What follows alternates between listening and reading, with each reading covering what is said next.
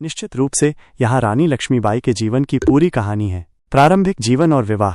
रानी लक्ष्मीबाई का जन्म 19 नवंबर 1828 को वाराणसी में हुआ था। उनका मूल नाम मणिकर्णिका था और उन्हें प्यार से मनु कहा जाता था। उनकी माता का नाम भागीरथी बाई और पिता का नाम मोरोपंत तांबे था। जब मनु केवल 4 वर्ष की थीं तब उनकी माता का निधन हो गया। मनु के पिता मोरोपंत मनु को लेकर झांसी चले गए। मनु का बचपन उनके नाना के घर में बीता, जहां उन्हें छबीली कहा जाता था। 12 वर्ष की आयु में उनका विवाह झांसी के राजा गंगाधर राव से हुआ और उनका नाम बदलकर लक्ष्मीबाई रखा गया।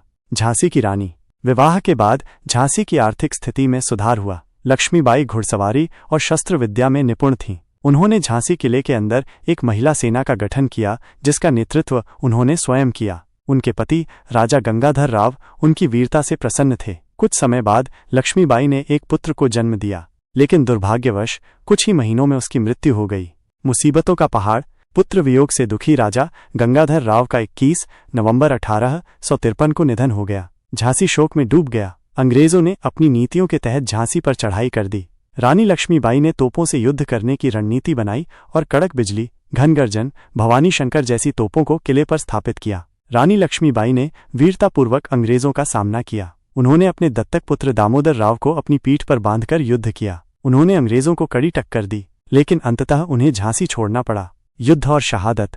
रानी लक्ष्मीबाई ने तात्या टोपे के साथ मिलकर ग्वालियर के किले पर कब्जा किया। अंग्रेजों ने ग्वालियर पर फिर से हमला किया। रानी लक्ष्मीबाई ने वीरतापूर्वक युद्ध लड़ा, लेकिन 18 जून 1858 को युद्ध में वीरगति को प्राप्त हुई। विरासत। रानी लक्ष्मीबाई भारतीय स्वतंत्रता संग्राम की प्रतीक बन गईं। उनकी वीरता और साहस आज भी लोगों को प्रेरित करते हैं। अंग्रेजों ने भी उनकी वीरता की प्रशंसा की। रानी लक्ष्मीबाई का जीवन साहस, देशभक्ति और नारी शक्ति का प्रतीक है। उन्होंने साबित कर दिया कि महिलाएं किसी भी क्षेत्र में पुरुषों से कम नहीं।